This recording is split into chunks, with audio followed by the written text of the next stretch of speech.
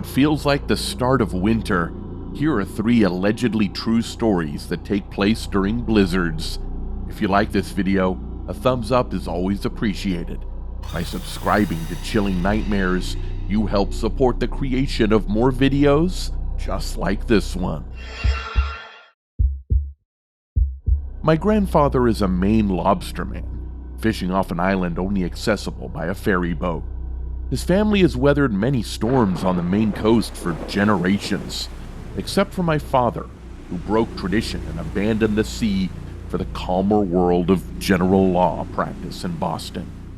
I was studying law at Boston College the Christmas this spine-chilling sea crossing in the heart of a blizzard nearly took my life. The weatherman forecasted a wintry blast. Grandpa checked with the car ferry and visually inspected the sea. His seasoned judgment said no delay, the ferry should be on schedule. For the 5-hour drive from Boston, the forecast blowing and drifting snow warnings along the route. Salt and plow trucks were already maintaining the highway. Driving my all-wheel drive Honda CR-V, I confidently departed mid-morning, hoping to catch the last ferry to the island before Christmas. Snow was accumulating on the windshield before Portland, forcing me to snowbrush and scrape ice from the windshield. The cold wind should have been a warning of sea crossing ahead. When I approached the ferry terminal, I saw the ocean tossed with white caps, swells relentlessly crashing onto the rocks at the terminal. I consulted the ticket master, who acknowledged the rough conditions, but reassured me the sea was manageable. The last crossing before Christmas should be on time. When I saw the ferry, it slid down a colossal wave heading into the gate. I was very apprehensive, but the departing passengers lulled my fears as they waved and drove off. I was signaled to drive onto the deck. 2 3/4-ton pickups parked behind me. Their drivers' friends entered the right side passenger seating. I took the left side seating alone, bracing myself for the crossing.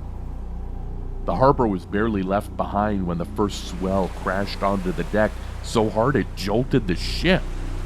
Gripping my seat, I fought gravity as the ship rolled and pitched, riding the crest of a colossal wave. The ship listed ominously, forcing me to brace against the wall with my feet. Through the porthole window, I watched my car slide precariously on the icy deck. I thought for sure the next wave would toss it into the sea. Each swell was bigger than the last. White foam froze on the deck. Panic seized me, and my stomach spewed vomit, covering me and the ship. With my feet now slick, I clung desperately to my seat, envisioning the impending crash onto the island's rocky shore. The lights flickered, and the engines fell silent. My consciousness slipped away. I awakened with my body against the bulkhead as another wave crashed onto the deck. This continued until it climaxed with a jarring bump against the terminal gate. I slipped onto an ice-covered deck. My Honda rested precariously against the deck rail. Caked in vomit, I drove my car onto the island, away from this chilling nightmare. Here in Colorado, the deer and elk rifle hunting season begins mid-October. Over the last several years, snow hasn't been much of a problem. This year, I was out with an elk permit. I bivouacked onto the high country where the elk are known to be at this time. The weather was clear and unseasonably warm the first 2 days. However, on day 3, a snap blizzard with temperatures plummeting took me by surprise. In the mountains, there's an unwritten courtesy that if you become stranded, you can knock on the door of any cabin and be welcomed in for shelter, homeowner, home, or not. Hunters in emergencies often utilize this courtesy. Well, I was caught by the depth of the drifting snow and the frigid temperatures that I wasn't prepared for. The day before, I had passed a remote cabin with smoke from its chimney and figured it had to be other hunters on the mountain. I made my way back to the cabin and knocked on the door. Expecting other hunters and the warmth of their fire, I was in good spirits, albeit froze to the bone. As I stood waiting for the door to open, I saw a movement of white in my peripheral vision. Before I could turn my head, I was clocked by a rifle butt. I awoke with a splitting headache, and my arms and legs were bound so tightly to a chair they hurt. could feel the dried blood on the back of my neck, so I knew I'd been out for a while. A man in white camouflage sat by the fire. "Sit tight, you damn poacher," he spoke. "The game warden is on his way. I've been watching you for 2 days." "I'm not a poacher. I've got a permit and this is an open hunting area," I retorted. He laughed and said, "Prove it or the warden will take you." "It's in my jacket. Untie me." I produced my license and permit and the guy said, "How about a coffee? We forget about this incident." I did drink the coffee, but despite the blizzard, I hoofed it out of there. The mountain man was crazy in the head. He was a menace to any hunter on the mountain. I reported him to the police when I got to town so no other hunter would be injured or killed by this vigilante nut job. I didn't get my elk. This chilling nightmare makes me wary of hunting.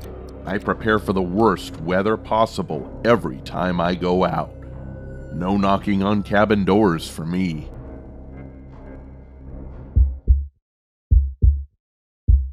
This happened during the blizzard of '78, 45 years ago. I was 7 at the time, but this chilling nightmare still haunts me. It was January, and we had just moved from Pittsburgh to Columbus. The moving van had all our household belongings and had left 2 days before us. We stayed in a hotel while my parents signed the closing on our house. Dad's Ford pickup bed was filled with the last of our things from the home and tied down with a tarp. Dad's F-250 was a crew cab with 4 doors. My sister Cindy and I got in the back seat, and Mom and Dad were in front. It was already snowing when we left Pittsburgh, and the highway was already treacherous. Dad said, "Don't worry, his truck was built for tough conditions." It's only a 3-hour drive in good weather, but Dad said 5 hours would be more likely with the blizzard conditions, but we would be in our new home tonight. We were on Interstate 70 just across the Ohio line, but things turned really ugly. Ice was building up under the snow, and our truck was like it was on ice skates. Mom kept yelling at Dad to slow down, but he said he knew what he was doing. My dad can be a bit of an ass at times and has a huge ego, but he is also intelligent and can read people like a book. Well, anyway, Mom was right. Dad should have slowed down because going down one hill, the truck became a sled and we slid a half mile, unable to control the truck. We were all screaming and Dad was yelling, "Seat belt!" Cindy and I strapped in. In the 1970s, we still never wore seatbelts very often, so this was serious and we knew it. The truck bumped up and down like a bronco as we hit the snow embankments left by the snowplows. We went sideways, missing 2 stuck cars in the left emergency lane. A tractor-trailer hauling fuel stopped in the right lane, and we clipped its taillight with our mirror as we ricocheted down the highway like a pinball from one side of the road to the other. It was so close, it was frightening. We plunged off the road near the bottom before a bridge and plowed into a snowbank. No one was hurt, just scared. Then, a 4x4 with ice tires pulled up, honking its horn. Dad, Cindy, and I were standing by our truck in the snow. The driver yelled, "You lost a box and I got it. Send one of the kids and I'll give it to them." Cindy and I ran towards the car and I was about to open the back door when Dad shouted, "Stop! Back in the truck, now!" He was so angry Cindy and I obeyed. We climbed back in the truck. Dad powered it out of the snowbank. He explained he saw very suspicious movement in the back of the car. Like I said, he can read people. He suspected they were going to kidnap us or harm us in some way. Who knows what? When we got to the new house, Mom checked and we hadn't lost any boxes. Who knows what evil those men planned? Subscribe